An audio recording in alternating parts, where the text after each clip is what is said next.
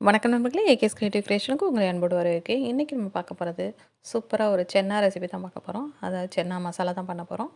இட்லியோட, தோசையோட, even puri, chapati கூட ரொம்ப சூப்பராக இருக்கும். வாங்க இப்போ எப்படி பண்ணுறதுன்னு சொல்லி பார்த்துடலாம். அதுக்கு ஒரு பேன் எடுத்துக்கலாம். பேனில் கொஞ்சமாக எண்ணெய் சேர்த்துக்கிறேன். எண்ணெய் கொஞ்சம் கூடுதலாக சேர்த்துக்கிட்டிங்க அப்படின்னு சொன்னாக்கா அந்த ரெசிபி ரொம்ப டேஸ்ட்டாக இருக்கும்.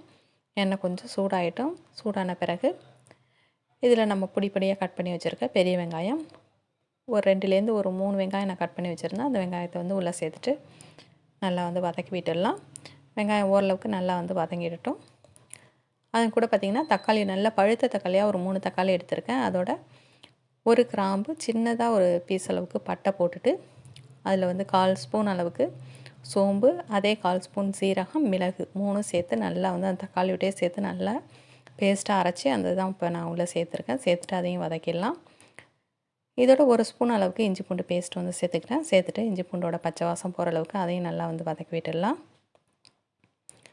இப்போ பார்த்திங்கன்னா இதோட 1/4 டீஸ்பூன் மஞ்சள் தூள், அதோட காரத்துக்கு ஏற்றாப்பில் நான் பார்த்திங்கன்னா 1 ஸ்பூன் அளவுக்கு மிளகாத்தூள் சேர்த்துக்கிறேன். நீங்கள் உங்கள் காரத்துக்கு ஏற்ற மாதிரி சேர்த்துங்க. ஒரு 3/4 டீஸ்பூன் அளவுக்கு மல்லித்தூளும் சேர்த்துட்டு இதையும் நல்லா வதக்கி விட்டுடலாம். இப்போ மசாலாலாம் ஓரளவுக்கு நல்லா வதங்கின பிறகு நம்ம வேக வச்சு வச்சுருக்க அந்த சென்னாவில் கொஞ்சம் ஒரு மிக்சியில் போட்டு அதை நல்லா பேஸ்ட்டாக கிரைண்ட் பண்ணிக்கலாம். அந்த கிரைண்ட் பண்ண அந்த சென்னாவையும் உள்ளே சேர்த்துறேன். இதோடு பார்த்திங்கன்னா அந்த சென்னா வேக வச்ச தண்ணி இருக்குது பார்த்திங்களா, அதையும் கொஞ்சம் உள்ளே சேர்த்துடலாம். எப்போவுமே எந்த சுண்டல் ஆகட்டும், காயாகட்டும், எது வேக வச்சாலும் அந்த வேக வச்ச தண்ணியை இழுத்துறாதீங்க. ஏன்னா அதில் தான் அந்த காயில் உள்ளதோ இல்லை நம்ம வேக வைக்கக்கூடிய அந்த சுண்டலில் உள்ள சத்துக்கள் எல்லாமே இறங்கியிருக்கும். அதனால் அதை வேஸ்ட் பண்ணிடாதீங்க. இப்போ இதுக்கு தேவையான அளவுக்கு உப்பு சேர்த்துக்கிறேன்.